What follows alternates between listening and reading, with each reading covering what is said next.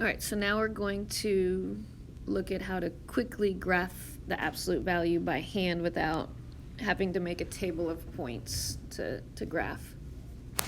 So the first thing you're going to do is you're going to start with your vertex. So you're going to find what h comma k is and plot that point. So look at this first example.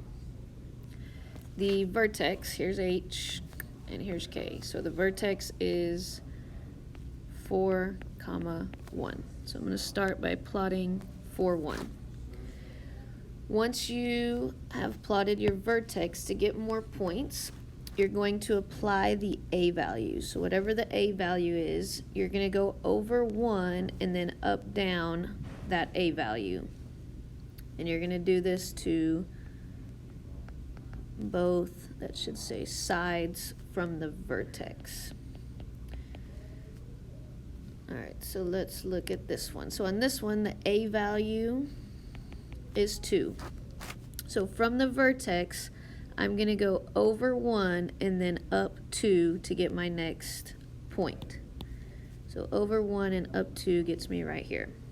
And then I'm going to do it again. Over 1, up 2, over 1, up 2, over 1, up 2. Kind of like when you did slope with lines. So that's doing it to one side as far as I could. Now I'm going to go the other direction, over 1 to the left and up 2 to get that point. And I'm going to do it again and again and again until I can't do it anymore. And we know it should be a V shape. Since we got one side, the other side's just going to be symmetrical. So then we're going to draw. Please use a ruler to draw these. No squiggly lines. All right, and then just for the sake of, you're going to have to do this on your assignment, I want you to go ahead and list the transformations that took place. So the a value of 2 made it stretch by 2. The h value of -4 made it move right 4. Oh, that's not supposed to be an equal sign. I just noticed that. This should be +1. So then the k value of 1 made it go up 1. All right. So now let's look at another one. Let's do this one down here. So first thing, start with your vertex. So the vertex on this one is -2, -3. I'm going to plot -2, -3. Then I'm going to use my a value, which is just a -1. So the negative, remember, that's going to make it open down. So instead of going over 1 and up 1, I'm going to go over 1 and down 1. And I'm going to keep doing that, over 1 and down 1, since the a value is a negative. Then I'm going to go the other direction, do the same thing, over 1, down 1, over 1, down 1, until I can't go any further, and draw my absolute value. Oops.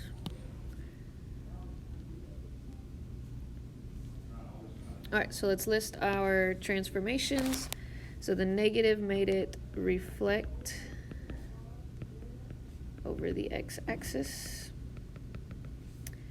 Then the +2 inside made it move left 2. And then the -3 at the end made it move down 3. All right, last one. Then you'll start the assignment. Start with our vertex. So on this one, there's nothing in the absolute value bars with x. So the x value is 0, and the k value is -6. So our vertex is 0, -6. All right, now this one has an a value of 1/2, which means instead of going over 1 and up 1 or 2 or whatever number that is, we're only going to go up 1/2. So we're still going to go over 1, but then I'm only going to go up 1/2. Going over 1, up 1/2. Over 1, up 1/2. So every time I'm only going up 1/2. So it'll look like this. This is a lot of points. But once you get a few, you get the point. So over 1, up a half. Over 1, up a half. I actually messed up on that side. Over 1, up 1/2. Over 1, up 1/2. There we go. Over 1, up a half, the other direction. Alright, that's enough points. Draw this one.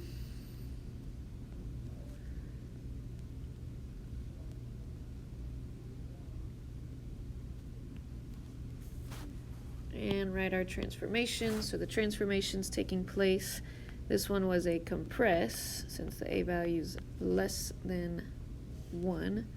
So it compressed by 1/2. And then the -6 at the end made it move down 6. Alright. So refer back to this video if you get stuck on the assignment.